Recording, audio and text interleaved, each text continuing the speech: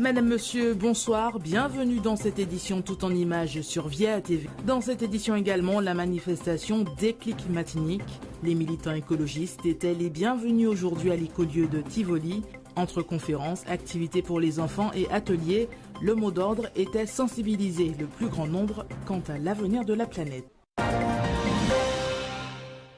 Troisième édition du Déclic Matinique à l'écolieu de Tivoli à Fort-de-France pour une journée de conscientisation sur le dérèglement climatique.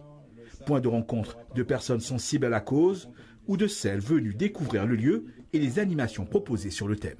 C'est un endroit qui est hyper intéressant, notamment par vraiment la confluence de tous les savoir-faire qui sont réunis ici, et notamment aussi pour toutes les personnes qui sont sensibles ou qui commencent à avoir une sensibilité notamment au dérèglement climatique. Donc c'est vrai que là, de voir un petit peu le dérèglement climatique, voir au quotidien quel est l'impact sur notre vie, c'est super intéressant aussi. Et là, pour le coup, on a plein d'experts qui sont là pour vulgariser des choses qui peuvent paraître un peu compliquées. Ateliers, activités pour enfants, danse ou conférences. Plus d'une vingtaine de stands sont présents. L'occasion de découvrir et de sensibiliser les visiteurs sur des pratiques éco-responsables, parfois de façon ludique, avec ce mixeur spécial. Ah oui, ça vaut le coup. Ou interactive, avec ces jeunes qui présentent des filtres à eau. Je vois le principe de l'eau qui s'infiltre lentement. Le projet, c'est un filtre à eau par gravité à médias séparés. Ce qu'on aimerait, c'est que en fait, chaque personne devienne autonome et en fait se rendre compte que l'eau est une problématique et d'essayer de ne pas utiliser par exemple de l'eau embouteillée ou autre, et donc on aimerait responsabiliser les gens.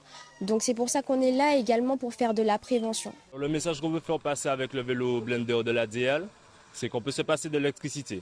Du coup, c'est le corps humain qui pédale, qui fait que ça mixe le jus. Prendre la mesure y ancrer l'urgence des enjeux d'un changement climatique et lutter contre le climato-scepticisme. L'objectif de cette journée.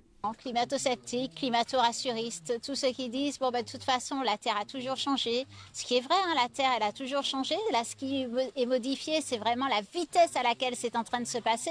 Ceux qui disent de toute façon l'homme va toujours s'adapter, ce n'est pas exact. Les organismes ne peuvent pas s'adapter à tout. C'est vraiment prendre conscience et puis derrière avoir des premiers pas simples que l'on peut introduire dans nos vies.